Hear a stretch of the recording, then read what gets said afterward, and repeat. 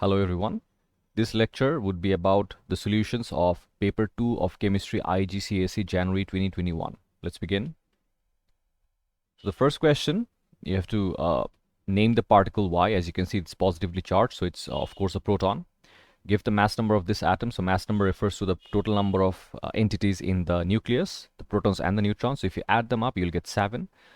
Use the periodic table on page 2 to help you. So because the mass number is 7, we have to look at the periodic table, and we will find that the mass number is 7 for lithium only. So it should be lithium.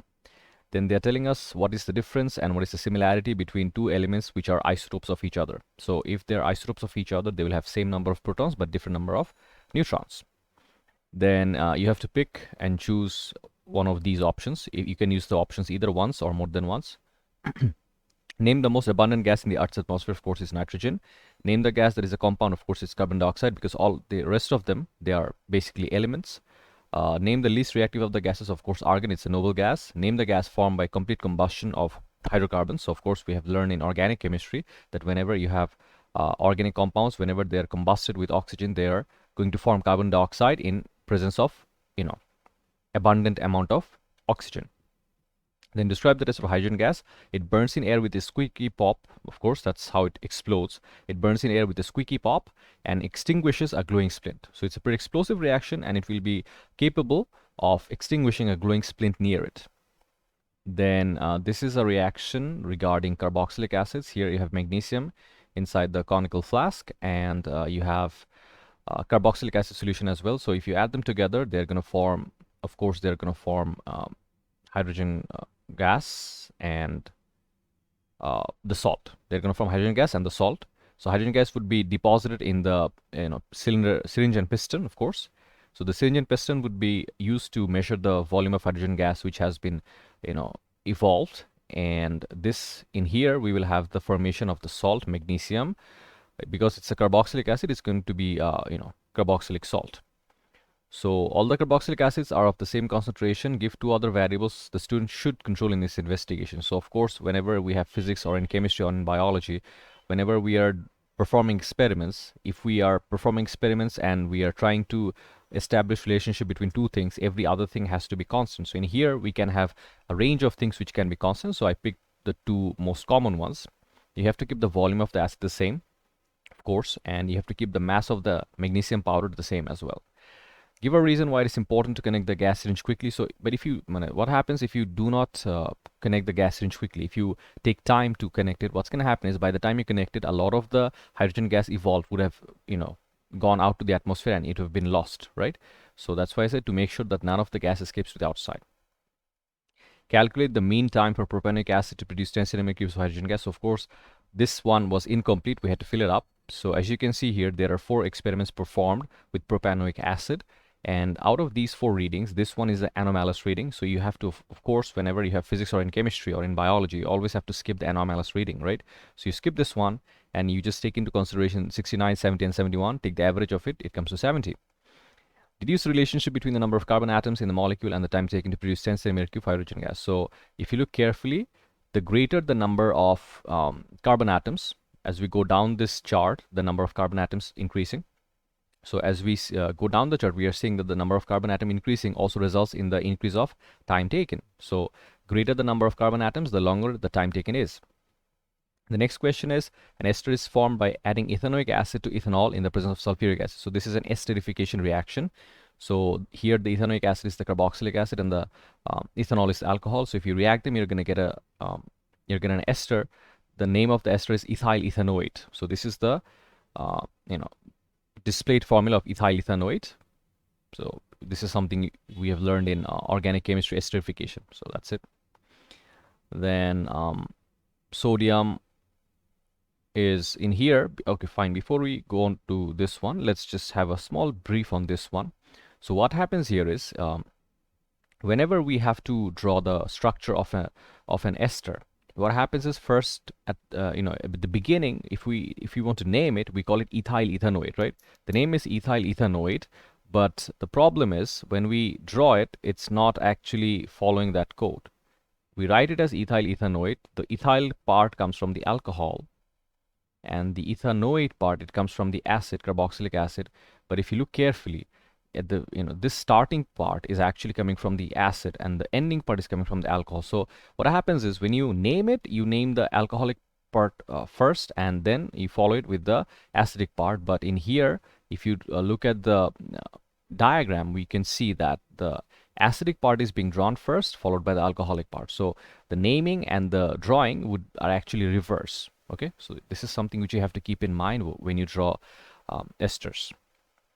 Then coming to this one, you have to balance this equation, of course, pretty straightforward. Now, after you've balanced this equation, you have to write the state symbols, of course, because sodium is a solid and sodium hydroxide is an aqueous solution. It's an alkali. It dissolves, right? Identify the ion that causes the solution to become alkaline. It should be OH minus, of course. Give 3 observations that would be made when sodium reacts with water. So it's a pretty explosive reaction. The metal shoots across the water surface. That's number 1. Number 2 is the metal burns with a golden yellow flame and it melts. Of course, because of the heat produced because of the flame, it is melted, right? The metal is melted. And there is effervescence of a gas. Of course, you can see there is hydrogen gas, evolved. So there should be effervescence. Then explain why potassium is more reactive than sodium, referring to the electronic configuration. So first we write down the electronic configurations of both potassium and sodium. 2881 for potassium and 281 for sodium. As you can see, that for potassium there are 4 electronic shells, so the outer electron is in the 4th shell. For sodium, the outer electron is in the 3rd shell. So the objective of group 1 elements is to lose the electron. They want to make losing the electron as easy as possible. So if you look carefully, the attraction for the attraction of the sodium's nucleus with its outer electron is pretty strong as compared to potassium's nucleus with its outer electron, because potassium's one is far away and sodium's one is closer. So sodium's attraction on its outer electron is more as compared to potassium's attraction on its outer electron. So because our objective is to lose the electron, we want to have a situation where the outer electron faces lesser attraction so that it becomes easier to remove it. So of course, because potassium faces lesser attraction as compared to sodium, that is why potassium finds it easier to lose the outer electron. Okay, so that is why potassium, because it finds it easier to lose the outer electron, it reacts more readily, and that is why it is more reactive as compared to sodium. Then number 5, why aluminium is malleable. So of course, aluminium is a metal, and metals are basically what they form rows of ions which are surrounded by a sea of delocalized electrons, right? So aluminium, the metal ions, the positive metal ions are arranged in rows surrounded by delocalized electrons. The electrons are here, right? And the electrons are free to move, meaning the layers can slide over each other. So because the electrons are, they form a sea of delocalized electrons, the electrons are free to move. They are not fixed to any point. So because they are free, the ions can also slide on top of them. And because the layers can slide over each other, they are malleable. Malleable means you can hammer it into shape. Malleable, the definition of malleable means hammered, capable of being hammered into shape. Okay, so because the layers can slide over each other, you can change the shape of it by hammering it. Explain why aluminium conducts electricity. Of course, it has a sea of delocalized electrons surrounding the ions. So there are free electrons in a metallic structure which are part of a sea of delocalized electrons. These are not fixed and are free to move. So they are free to move, meaning they can conduct electricity from one part of the metal to the other. Give a reason why heating a mixture of aluminium oxide and carbon doesn't produce aluminium. So of course, we can see this is a question regarding displacement reactions, reactivity series related. So because carbon is less reactive than aluminium, it cannot displace the aluminium, right? You cannot have a less reactive thing displacing a more reactive thing. So that's the answer. Number C, explain how aluminium metal forms the negative electrode. So of course, what happens, the negative electrode is called the cathode, and aluminium ion, it's Al3+, it's a positive ion. It's because it's a positive ion, it's going to get attracted towards the negative electrode, which is the cathode. So first it gets attracted, and after it has gotten attracted towards the cathode, when it reaches the cathode, the cathode is full of negative charges, full of electrons. So what it does, the aluminium 3+, it wants to become Al without the charge, right? So if it wants to discharge itself, it has to gain 3 electrons from the cathode. So that's what it does, and once it has done so, it now becomes neutral Al atom. Write an ionic half equation for the formation of oxygen gas at the positive electrodes. As you can see, this is a molten aluminium oxide sample. Molten means the only ions which are present are aluminium and oxide. There is no presence of any water ions, right? So because oxide ion means formation of oxygen gas, and we know that oxygen can never exist by itself, it exists as O2. So you have 2 oxide ions going towards the anode, and then each of them will lose 2 electrons. So 2 oxide ions losing 2 electrons each means 4 electrons are lost in total. that will give us a molecule of oxygen. So just white carbon dioxide gas is also produced at the positive electrode. So as you can see, oxygen gas is being formed at the positive electrode, which is the anode, and both the anode and the cathode, they are made of graphite, right? Graphite is pure carbon. So this oxygen, once it deposits on top of the graphite anode, it reacts with the graphite anode and it forms carbon dioxide. Graphite is, like I said, pure carbon, so carbon plus oxygen gives us carbon dioxide. Then this reaction state, how the equation shows that iron 3 oxide is reduced. So here you can use a variety of definitions of oxidation. You can either use that iron oxide loses oxygen, because as you can see here it was Fe2O3, but at the end of the reaction it doesn't have the O anymore, so it has lost oxygen and it has been reduced. That's one way of proving it. The other one, Fe had oxidation number of +3 before the reaction. After the reaction it became 0, right? So you can also explain in terms of oxidation number. Both are correct. Draw an energy level diagram for the reaction between aluminium and iron 3 oxide. They have specifically said the reaction is exothermic. So if the reaction is exothermic, that means the reactants would be at the top and the products would be at the bottom. That's what I wrote. The reactants at the top and the products at the bottom, and the difference between them is called delH, or molar enthalpy change. Number 6, it's basically insoluble salt preparation. Describe how student could prepare a pure dry sample of silver chloride starting with copper to chloride solution and silver nitrate solution. So what happens here is, you have to, whenever you have insoluble salt preparation, you have two aqueous solutions at the start. So here the two aqueous solutions are copper to chloride solution and silver nitrate solution. You add them together, you mix them together. So once that has happened, this will result in the formation of a white precipitate of AgCl, or silver chloride.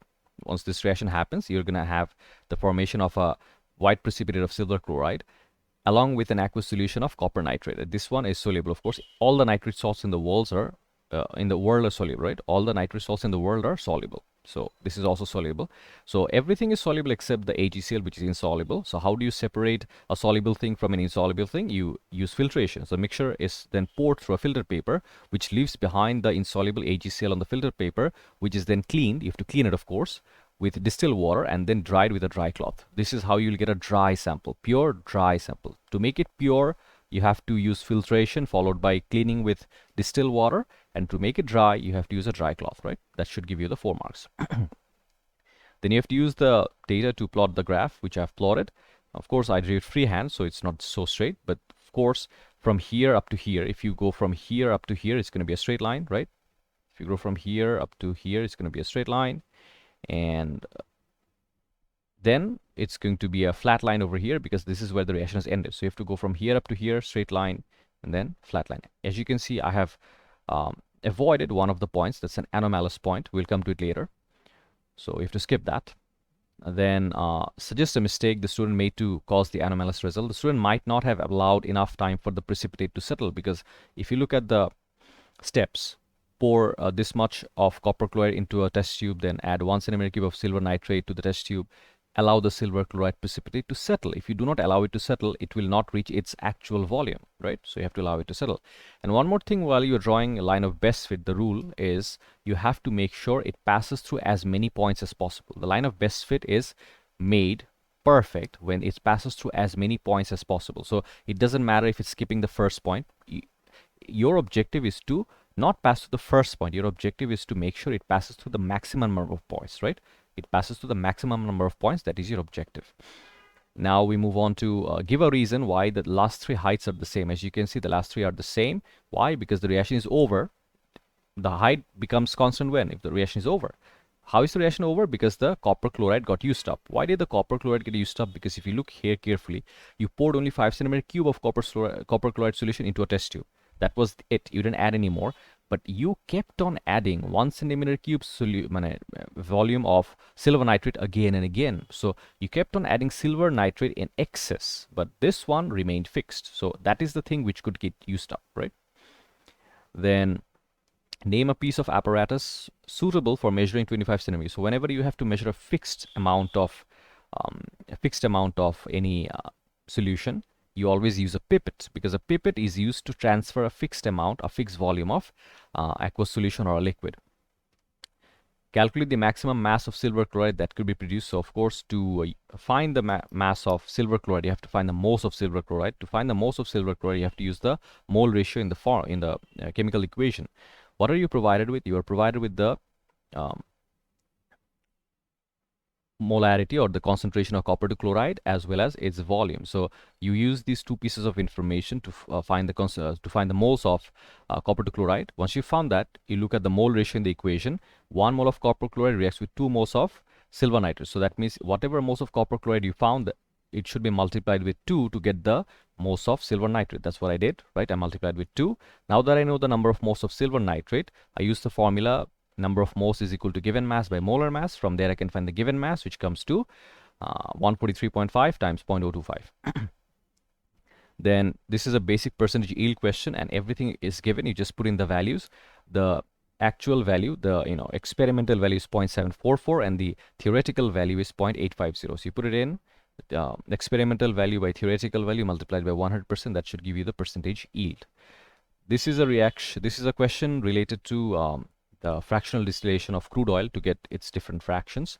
So you have to describe the process. How do you separate the fractions from crude oil? So first up, you have to preheat the crude oil, right? Heat is provided to the crude oil to preheat it before entering the column. So you have to preheat it, because if you preheat it, it's going to be energetic from the beginning, and that will make the reaction quicker. Okay. The bottom of the column is the warmest, of course, because that's where the heat is being provided. Here, this is where the heat is being provided. And the top is the coldest. The top fractions have the lowest BP because because they have the lowest boiling point, they do not require so much heat, because as I said, the top parts are cold. So if something is capable of boiling even at such cold temperatures, that means it has very low boiling point. So that is why the top fractions, because they have low boiling point, they can easily boil even at such low temperatures. So this is how it works. The top fractions have the lowest BP, so they separate first, followed by the fractions at the bottom, right? The bottom fractions, because they take a lot of heat to boil, that is why they are situated here. They boil here, not here.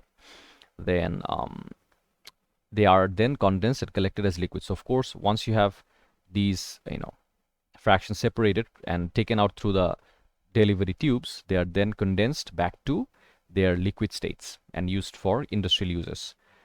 What are the conditions used for cracking? So these are the conditions used for catalytic cracking. So catalytic cracking makes use of a catalyst. So the catalyst that is used in catalytic cracking is, it can either be aluminium oxide, which is also called aluminate, or you can also use silicon dioxide, which is called silicate as well. So the temperature that should be used is 600 to 700 degrees Celsius. This is the last question. A car is driven at a constant speed of 4 kilometers. So constant speed for 4 kilometers. The exhaust gases, blah blah blah. This is the volume of exhaust gases which have been collected, and the carbon dioxide is removed from the exhaust gases. So out of this thing, you have removed the carbon dioxide. So this volume contained carbon dioxide as well as oxides of nitrogen. So out of the entire thing, it has both carbon dioxide as well as oxides of nitrogen. So from here, what you have to do, you have to remove just the carbon dioxide. So after removing the carbon dioxide, the volume that is left is this much. The volume that is left is this much. So you subtract this from the entire volume, it should give you the volume of the carbon dioxide only. So this is what we did over here, right? So before we move on to this question, we still have a few questions left here. So let's answer these first. The nitrogen from the air.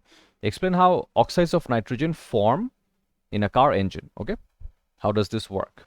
So the nitrogen is abundant in air, because nitrogen is the most abundant gas in air. The nitrogen from the air reacts with oxygen in the air.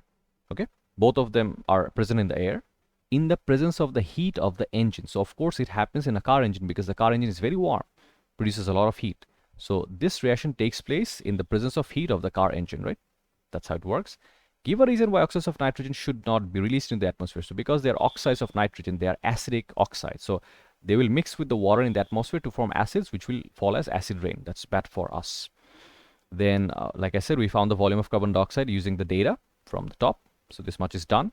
So why are we using the volume of carbon dioxide here? Because they say show that the car produces less than 100 gram of carbon dioxide per kilometer. We have to prove it. We have to show it. So what do? We have to we have to find the mass of carbon dioxide produced. So how do you find the mass of carbon dioxide produced?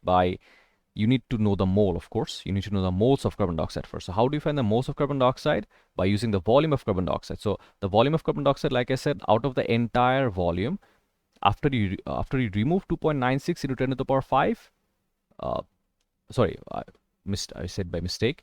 What is given here is actually, this is the entire volume of all the gases, and this volume contains carbon dioxide as well as oxides of nitrogen. And out of this volume, we are left with this much at the end. Why are we left with this much? Because the remaining bit was actually carbon dioxide. They have said carbon dioxide is removed from the exhaust gases. So out of 5.02 into 10 to the power 5, after removing carbon dioxide, we are left with this much. So what is the volume of the carbon dioxide? This minus this. That's what I wrote. And this volume of carbon dioxide, if I want to find the moles present in such a volume of carbon dioxide, we use the formula given volume by molar volume. Molar volume is always 24,000 for any gas at RTP. So we found the mole of carbon dioxide to be 8.58 moles. Now that we know the moles, we use it in the formula. Number of moles is given mass by molar mass. From here we can find the given mass, which is 378. It's actually grams. My mistake. Sorry, it should be grams actually. So let's make it grams.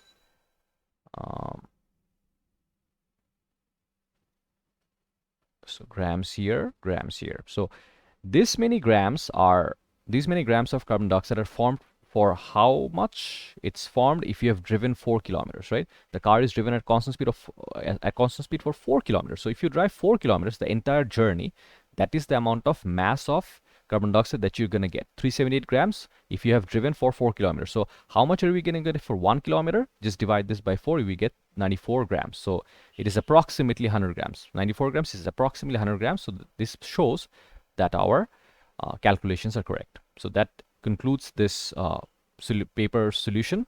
Thanks for watching. Thanks for listening.